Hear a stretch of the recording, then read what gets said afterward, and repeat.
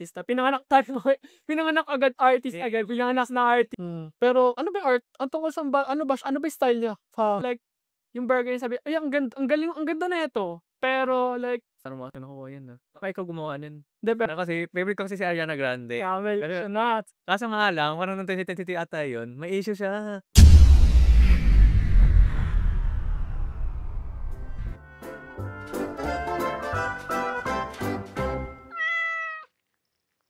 Magandang araw sa ating lahat at kami ang Kyo Podcast. At pag-uusapan natin ang mga kwentong artist lang ang nakakaalam. Samahan nyo kami mapagkulitan at may pagbardagulan.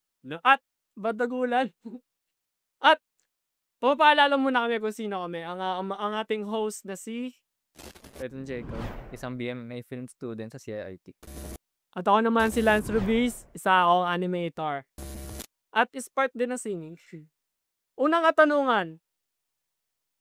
Ang katanungan ay, ano nga ba ang sining para sa atin? Lee, ano ba sining para sa'yo? Jane, kasi para sa akin kung ano yung malikha mo, kung ano yung at the moment, kung ano yung emotion mo sa nagawa mo.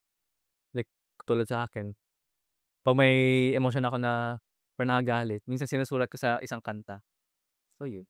Pag kasi kapag 'di ba may mga damdamin ka, madali siya madali i-express pag through art. Ano ba mga halimbawa ng mga sining ng art? Pagkanta, pagsulat, Pagsulat pwede din. paggawa ng mga pelikula, pag-animate, Animation, pagkuha ng mga litrato. Mga pag-art kasi 'di ba, isa siyang way of communication. Isa siyang daan para paano tayo mapag-communicate. Kumbaga parang parte na siya ng buhay ng mga tao. Sabihin natin siguro kung wala kang idea sa art, feeling ko meron ka pa rin pagka-artist sa sarili mo, kasi Oo, minsan kasi may mga outfit tayo, pwede tayong manira ng bagay ng gano'n, tapos kung ano yung pag manira na bagay, pag nahulog art art na yun, 'di ba? Pag 'di pero kasi 'di ba? Kahit sabihin natin may mga tao na hindi sila aware sa mga talento nila. Di nila kino-consider yung art sa nila pero marunong silang magsulat. Minsan marunong silang mag-drawing. Pero di nila alam na yung ginagawa nila mga simpleng gano'n na paggawa ng gano'n. Art na yun. Oo. Basta siguro malawak ang art, ang art talaga is basically parang isa talaga siyang part talaga ng buhay ng mga tao. Naniniwala ka ba dun? Oo, 'di naman matatanggal yung art sa atin. Siyempre yung mga artista, pinanganak agad artist agad, pinanganak na artist. Okay, next naman na katanungan. Mukhang maganda 'to, Lee. Ano? Paano nga ba natin nadiskubre mga talento natin as an artist? Ano ba talento mo? Ano ba art? Ano ka talento mo sa art? Hindi ko alam, I mean, una kasi na-discover ko yung talento ko sa photography. Unang-una nagpi-picture ako, tapos sunod yung mga kaibigan ko, ginawa kong model. Hangga't sa nanood ako ng mga pelikula din. Tapos nagustuhan ko yung parang way na basta gusto ko talaga yung pagkukuwento. Mahilig ako sa mga kuwento. Yung mga kuwento na nakukuha sa mga sa mga litrato, sa Um, mga film, parang nagustuhan ko yung medium na yun ng pag-convey ng kwento. ibig sabihin like sa tingin mo like umpisa pa lang, di mo pa alam kung na may talent ka sa Hindi ko talaga alam kung may talent ako doon. Pero nagkaroon ka na ng camera? Parang kailan pa nagkaroon ng camera? noong 2019 ata, 2018. Ibig sabihin ng 2019, dun ka na natuto mag-shoot. Gumagamit ako ng camera ng mga kaklase ko, yung sa cellphone nila. Yung pinaka-favorite ko dun yung iPhone 8 pa nun. Gawin ko na yung itsura ng iPhone 8, nakalimutan ko na yung itsura nun. Yung ano lang, Parang isa lang ata yung bilog nun, di ba? Isa lang bilog ba nun? dalawa bilog nun, yung malaki. Okay, di ba? Ay, dalawa bilog nun, basta oval siya. Gagi, pagdating sa mga cellphone kasi usually, di ba, para maselan kasi mga filmmaker ngayon. Minsan nagkakaroon sila ng mga biases kapag sa iPhone or Android gamit mo pang shoot. Pero kahit saan naman ata, di ba? But di mo ba nasubukan like magsimula na mag-take ng mga picture or gamit lang cellphone or Yung cellphone ko una. cellphone talaga una? Cellphone ko una. iPhone. Hindi yung Hindi, iPhone ng kaibigan mo. iPhone ng kaibigan ko. Tapos simula nun, Tapos simula nun, nag-discover din ako sa cellphone ko, sa luma kong cellphone na nasira na. Yung parang pro mode. natuwa ako dun parang puwedeng flexible, puwede kong gawin kung ano-ano. Bale mas naging parang nagkaroon ka na ng idea kung paano gamitin yung camera dahil dun. Eh di ay nakita ko IG mo, eh. Oo. Kukuha yung magandang Wait lang, picture, yung IG ko pala ano, follow niyo po ako, Karen, ta's na pong H yun. So, that's Kita ko yun guys. H, Karen. 'Di ba? Alam ko yun, nakita ko yun. Di ka ba nagtataka kung ano yung talent ko as an artist? Ano ba talent mo? Sige nga. Marunong ako sumayaw. Di, joke lang, Paul. Ano kasi, magaling talaga yung art ko talaga kasi, nagsimula din siya nung pandemic talaga. 'Di ba kasi wala akong magawa lahat tayo nung pandemic walang magawa sa bahay, just stuck tayo. Binilan ng mama ko ng computer kasi magkakaroon ng online class. Eh di bumili siya ng computer. Eh di nasuot ako maglalaro ako BG. Eh parang parang katagalan, 'di ba laro ka lang ng laro. Oo. Parang Bored ka? na-boring ka, nung nabo-boring ka, parang gusto mo maghanap ng may ma-explore-an. Eh dati ginagawa ko, yung mga nilalaro ko, nire-record ko, sine-edit ko siya, sabi ko, "Uy parang ang sarap ang sarap mag-edit, mag-edit ako." May time na pinagkaitan ko yun, eh, nag-edit ako ng mga funny videos, YouTube mga funny games. Commission ako ng gano'n. Tapos since parang na-intrigue ako sa pag-edit ng mga video, naisipan ko parang gusto ko rin mag-film. Eh, nagkataon kasing makulit yung artistic freedom ko kasi bumili ako nun ng pentab. Mula pentab dun nagka-computer kasi mahilig ako manood ng anime nun, nagkaroon ako pentab. Nalilito na ako sabi ko mag-edit pa ba ako video, mag-a-animate na lang ako. Tinry ko kasi bumili ako pentab, yung pentab na yung pa lang, wala siyang Yung walang screen. Ako yung duduso pentab. Pero ang hirap kasi nagsimula ka sa parang nagsimula ka lang pandemic, di ka marunong mag-drawing. Pero at least natutunan mo na ngayon, 'di ba? Natutunan ko siya actually ngayon mag-drawing dahil sa IT, man. Eh, Natuto ako mag-drawing sa IT. Pero di rin madali 'no, pumunta sa gano'n na kasi mahirap mahirap din, marami ring step para maging isang artist kumbaga. Lahat tayo puwede nating i-consider sarili natin as an artist pero maging dalubhasa sa larangan ng isang art mahirap, may daan, may proseso. 'Di ba? May mga inaaral ka rin bago ka sa simula pa lang may talent ka na talaga. Pero kailangan mo pa naihasa yan. tama. Kasi ako gusto ko talaga matutong mag-animate kasi gusto ko i-adapt yung pag-edit din, yung alam mo yun, film animation, gusto ko matutong mag-gano'n. Kaya yun lang naman yung background sa'min. Okay, next katanungan. Ano nga ba ang mga sariling pananaw o estilo sa paggawa ng isang art? Ano yung mga art style natin?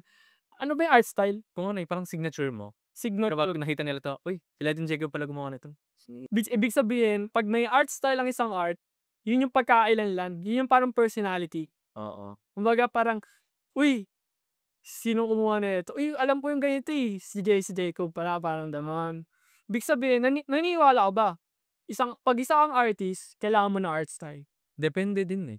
Kasi minsan may ibang magumagaya din, pero at the same time, parang distinct pa rin. Parang nakikita mo lang yung parang multo nung art style ng ginagayahan. Puwedeng gawin.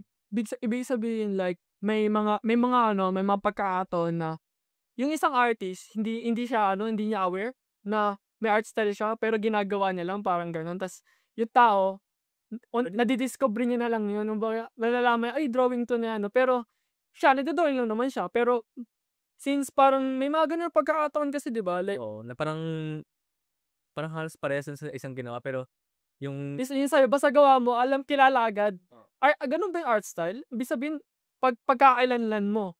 Or puwede rin siguro kumuha ng estilo 'no, mga estilo galing sa mga ibang artist, sabay puwede din.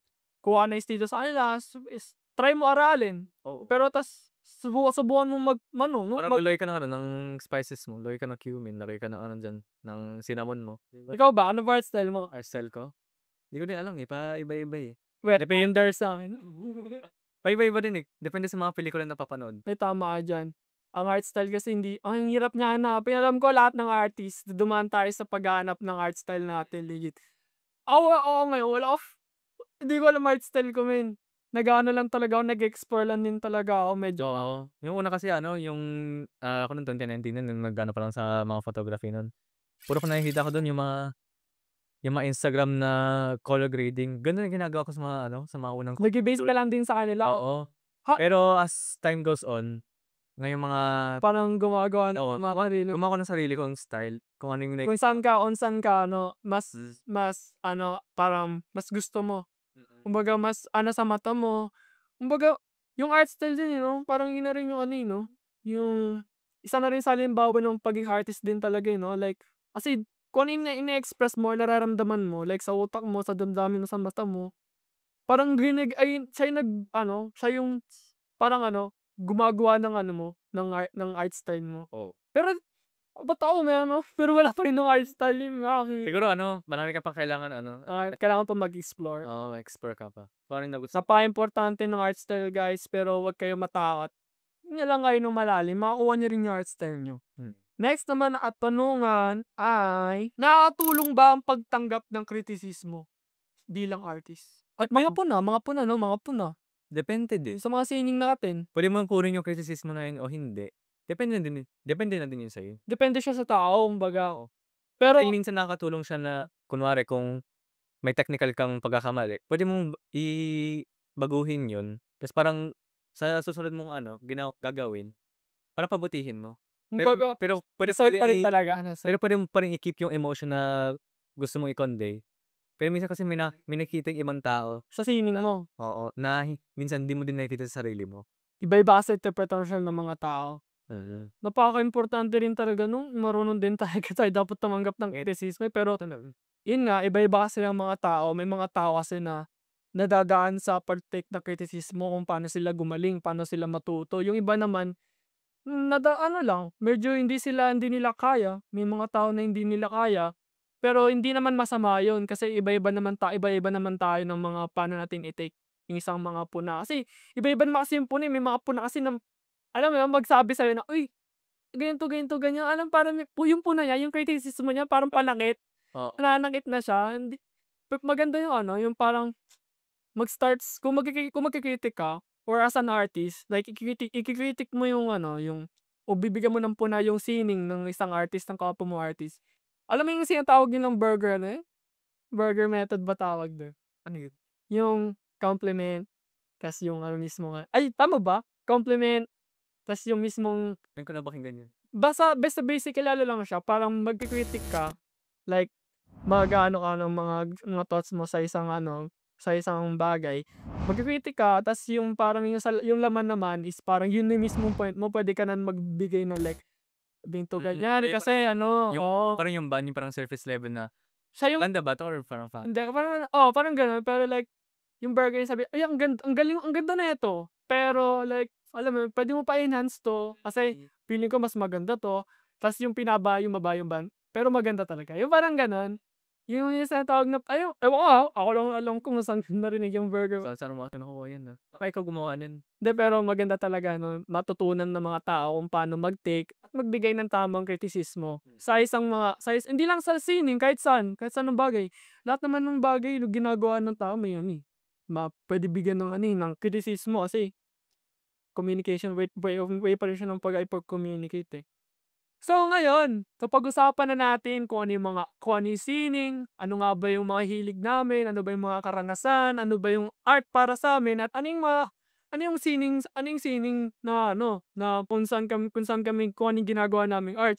Si Lee mahilig siya sa film, Hmm. at ako naman mahilig ako mag-animate at gumawa rin ng film. Pupunta na tayo sa ating paksa na art versus artist.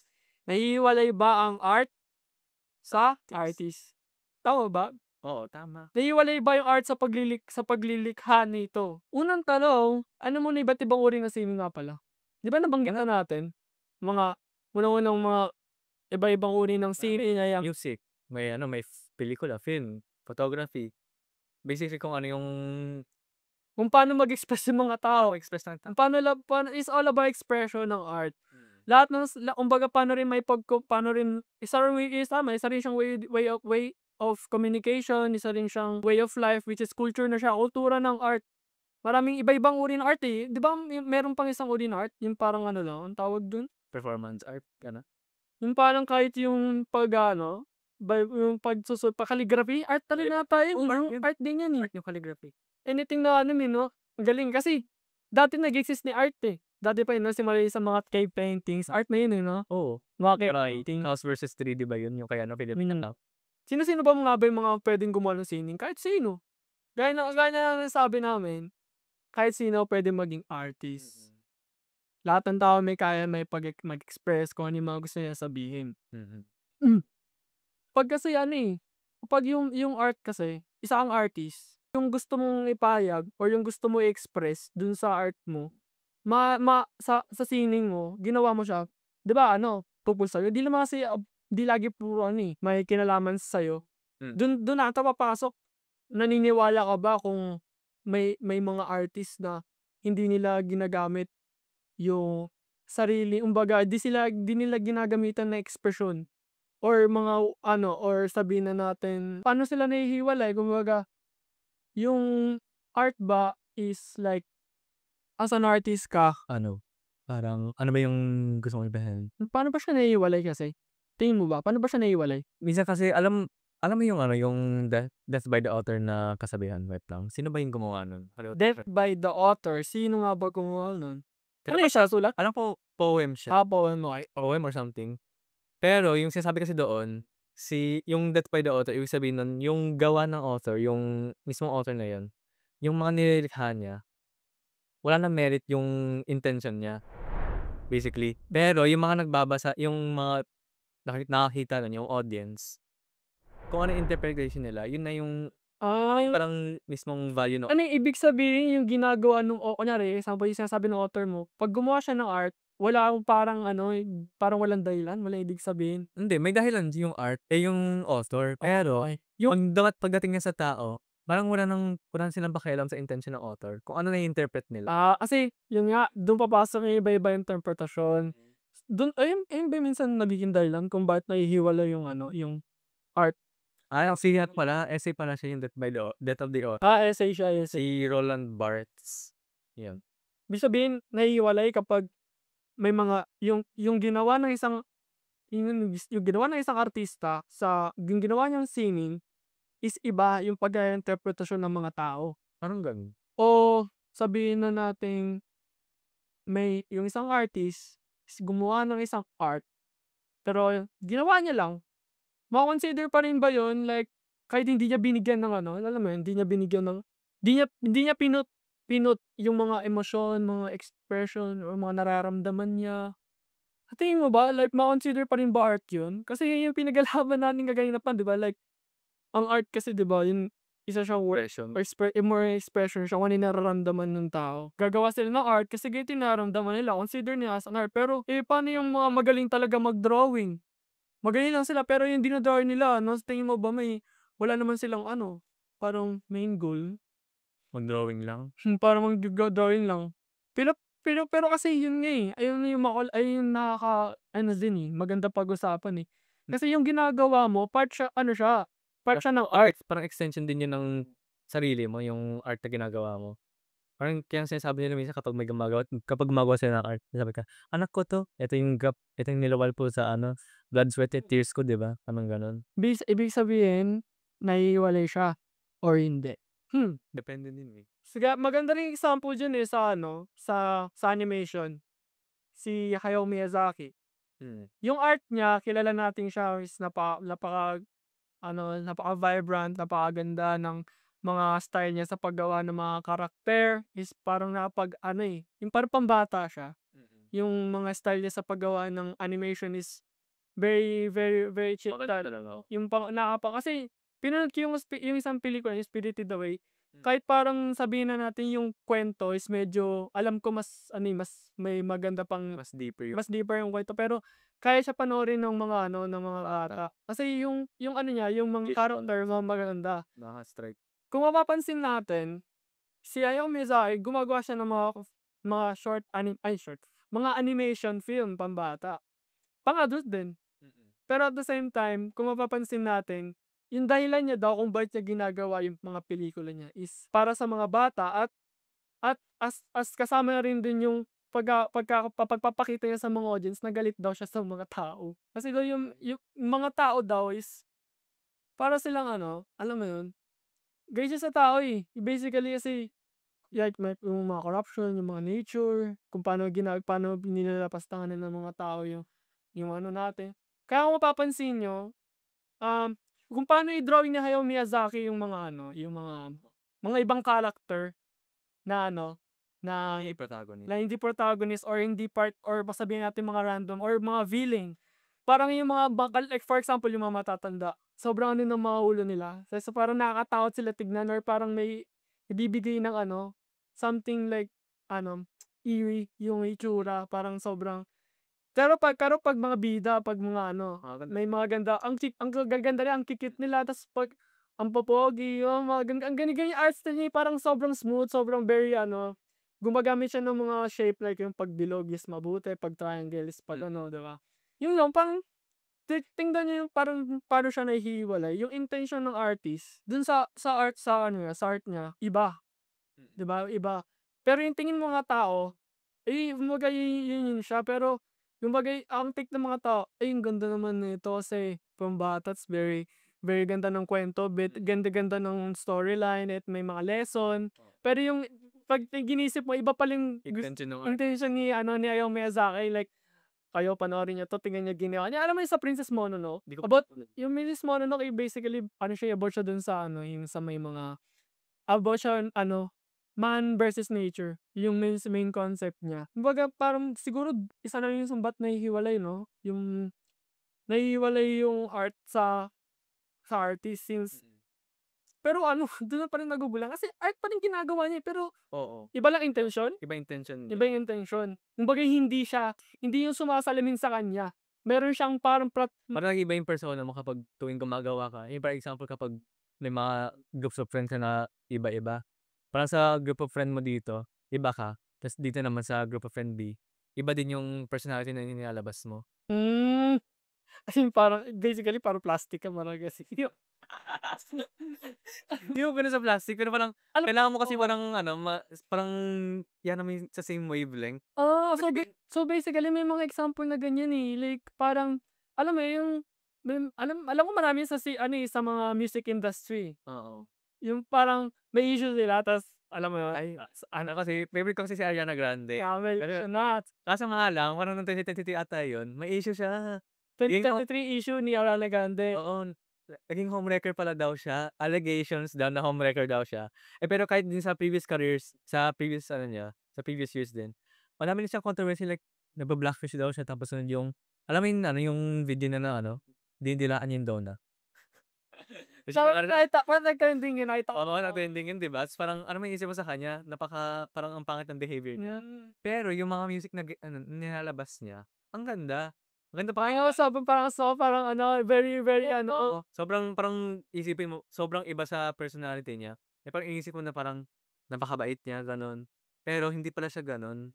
maraming mga artist na ganyan, eh, 'no? Oo, Maraming artist na mga parang ano, eh, pero hindi pa parang baka dahilan niya lang yun, baka yun yung nararamdaman niya, like alam mo yun, sa kabila ng mga issue na binabato sa kanya, ganito talaga siya. Baka yun yung siguro. punto niya, baka ginagawa niya yung mga kanta na yun or ginagawa niya yan para takpan yung mga issue niya. Pero din kasi yung sa isang ano niya, yung Eternal Sunshine, yung bago niyang album, Okey, okey. parang yun yung naramdaman niya nun nung time na yun kasi maraming nangyari din sa buhay niya nun. Parang dun nag-translate lahat din ng art, yung emosyon niya sa album na yun. Parang dun may ano, parang kinukuwento niya dun yung nangyari sa kanya na nakipag-break siya sa ano niya, sa fiance niya.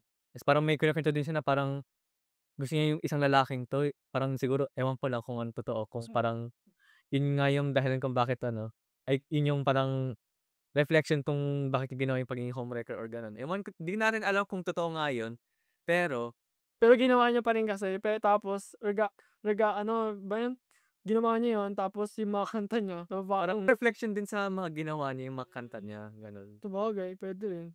Pero kasi nga yun nga, iba-iba yung interpretasyon ng mga tao, eh. Pero feeling ko talaga hindi nahihiwalay, eh. Hindi nahiwalay. Hindi nahihiwalay kasi sabihin man nating iba yung intention ni ano, ni Ariana Grande kung ba't niya ginawa yun.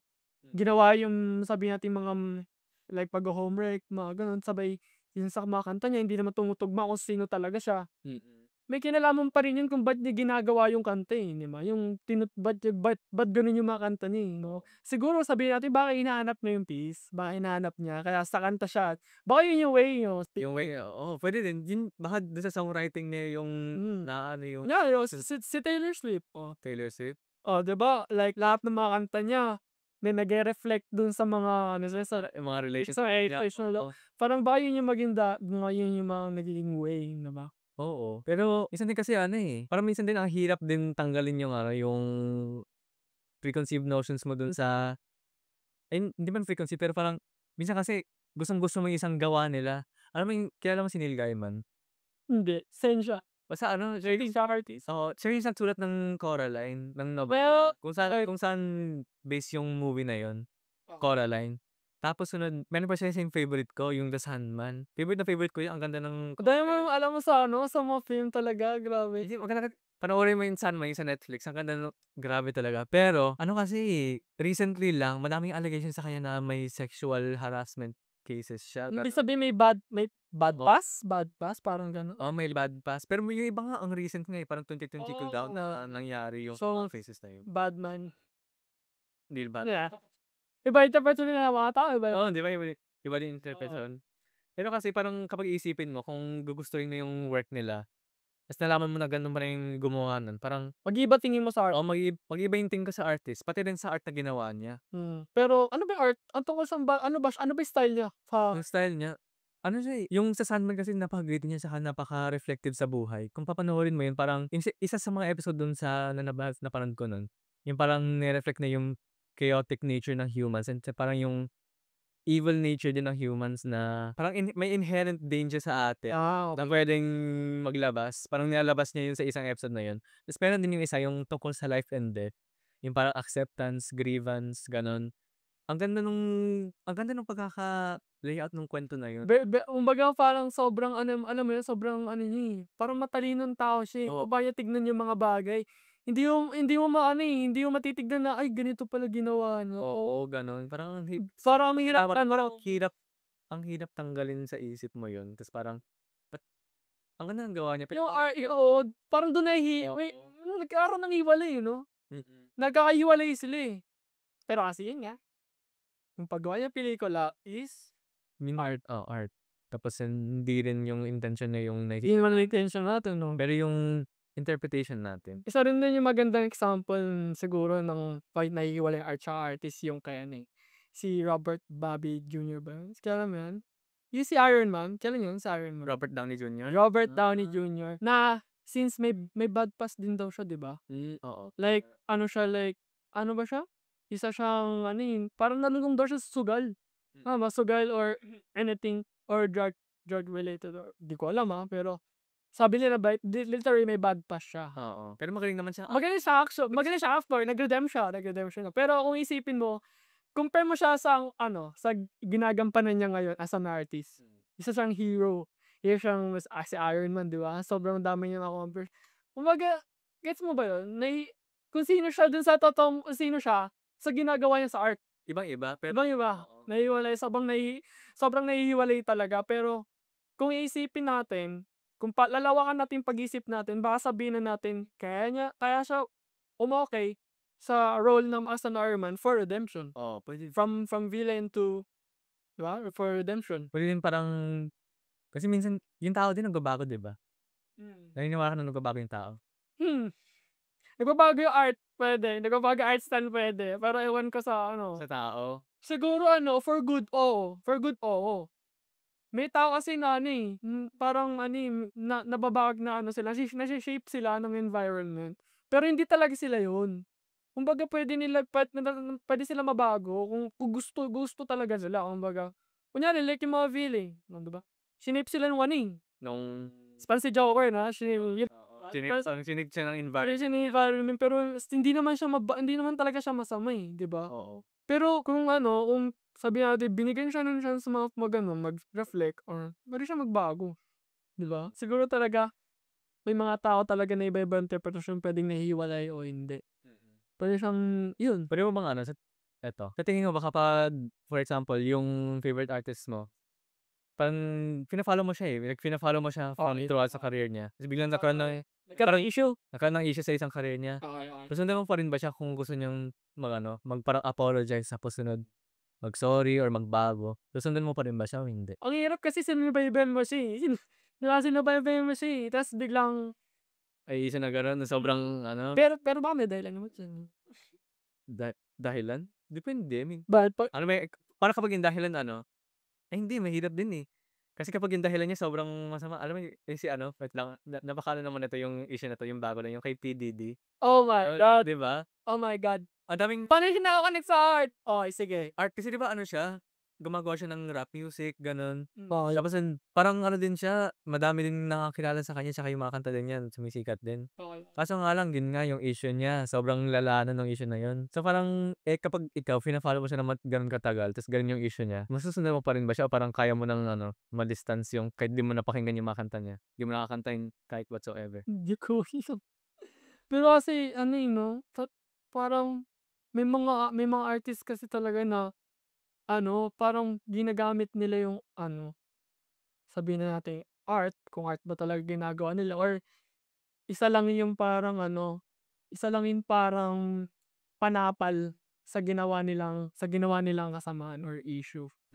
Oo. Kasi tandaan natin ang art is expression kung ano yung nararamdaman mo, kung ano yung mga gusto mo, kung ano yung thoughts mo, kung ano yung mga emosyon na mo. Mm. Pero 'pag ginagamit natin siya parang ibahin yung tingin ng mga tao para sa atin. Kumbaga dun hindi na nagiging art yun, isa na yung parang ibang Pantakip, papasok na ata sa law yun, eh, 'no? Pasang-pasok na yun, eh, parang parang propaganda gano'n, hindi naman, sabihin natin parang babaguhin lang ginagamit yan pantakip lang. pan-type lang para mag-iba yung tingin ng mga tao sa'yo, para alagay yung image niyo, gano'n. Basically hindi niya ginagawa yung isang art na yun para sa niya, Dahil dahil gusto niya. parang gusto niya i-express, Ginagawa niya kasi napipilitan siya. pilit. Napipilitan siya. Hindi na art yun, napipilitan ka na, eh. Tapos 'di ba ang art is form of expression, Oo. it's all about Paano yung 'pag yung expression na yung napilitan ka, yun pala yung expression mo? hindi nagiging expression ng 'pag napipilitan ka kasi yan, eh, parang yun 'di ba parang yun, eh, parang, "Uy, kailangan mo 'to gawin." Parang parang order yun, eh, parang order kasi parang hindi na siya free. Hindi 'di ba parang kasi art is all about freedom, parang kung ano yung na-express mo gano'n. Pero yun nga, magandang talagang example yung tama. Kunyari kasi example, may issue ka, "Beto itong artist na 'to may issue." Eh, yung artist na yun gusto niya gumawa ng mga kanta na na alam mo yun, yung kung sino siya sabihin nating gumagawa siya ng mga kanta like magandang mga kanta like very smooth, parang pang country song, mga gano'n. Eh, may issue siya sabihin na nating nagnakaw siya, oh. Mm. Kumbaga mag-iiba yung sa'tin ng mga tao, "Ay magnanakaw 'to, ba" eh, di yung kanta niya para sabihin na natin mako-continue pa ba niya yun? Mako-continue pa ba yung gano'n na kanta like yung pang mga yung mga sabihan niya pang smooth na kanta? Siyempre parang nahihirapan na siya, eh. Magsisinungaling na siya sa sarili niya, "Ay magiging malungkot na ako," parang gano'n.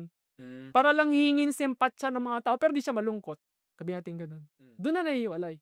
May point ako, 'di ba, tama ba? Puwede din, I mean, kasi minsan ako kahit alam ko, nung example nga si Ariana Grande naging homewrecker, something to siya or something, allegations. Allegation. Pero maganda pa rin kasi talaga yung mga kantang Kanta niya, ginagawa, oo, eh. maganda. Parang Pero tingnan mo, parang puwede kong mahiwalay yung baka sabihin na natin gumana nga yung niya, yung goal niya, oh. siguro, Ito, sabihin natin homewrecker siya. Totoo yun may isa siya, may pa siya. oo, Sabihin na natin fan ka niya, mm. ngayon gumawa siya ng kanta para lang, alam mo yun, matakpan yung Para mga matakpan. oo. Parang Gumawa siya ng kasi yung kanta. isang kanta niya dun Nababago ina-address niya yung Oo nga, yung sabi mo kanina, ang galing niya, eh, 'di ba? 'di ba? Nababago na yung opinyon mo sa artist, kumbaga Oo. hindi na siya yun, hinihiwalay na, gano'n ba yun? Oo, parang wala di parang Mina-mind games tayo ng mga artist.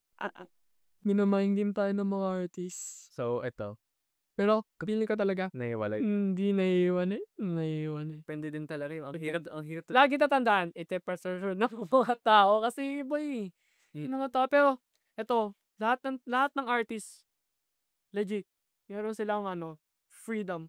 Kaya nila magsinungaling sila sa art nila dahil yung nararamdaman nila, go. Pero 'pag nagsisinungaling sila dahil para lang alam mo yun, hindi naman for art, like hindi naman yun yung nararamdaman, like sino sa may pilitan sila, oo, para lang alam mo yun, dun na nahihiwalay.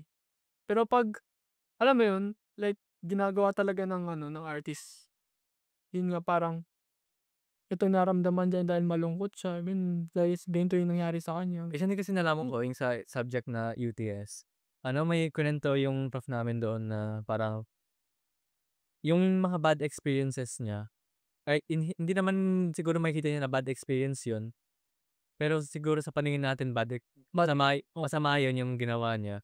Parang nata-translate yung art na yun, ay nata-translate yung something yung experience na yun sa isang art na para sa para magustuhan ng karamihang tao. Parang may gano'ng anong tawag nito? Nakalimutan ko na yung tawag dun na psycho something chuchu, eh. Pero basta yun, parang gano'n yung idea niya na parang yung something na experience na yun, masama man sa kanya o hindi, parang nata-translate into something like a magnum opus niya. Okey, okey. Yung parang sobrang very relatable na art na yun. Sobrang lawak ng art. Oo. Nakakapagod siya 'pag 'no, nakakapagod intindihin yung art, pero lagi nating tandaan, art is our way of life, our culture, Mm. our expression and emotion, and lahat tayo ay may karapatan para gamitin ang art Mm. para maghatid ng mga nais nating gusto sabihin. Wag lang natin gagamitin ang art para makasama at para manlinlang ng mga tao dahil hindi na art 'yun. Mm. Iba na ang art, hindi na art 'yun basically. Mm. Gamitin natin 'to sa tama at yun lang. Maging magaling tayong artista ng Pilipinas, let's go! Dahil napag-usapan namin ang mga issue ngayon, maraming salamat sa pakikinig at eto, Kyo Podcast! Kyo Podcast, Kyo Podcast.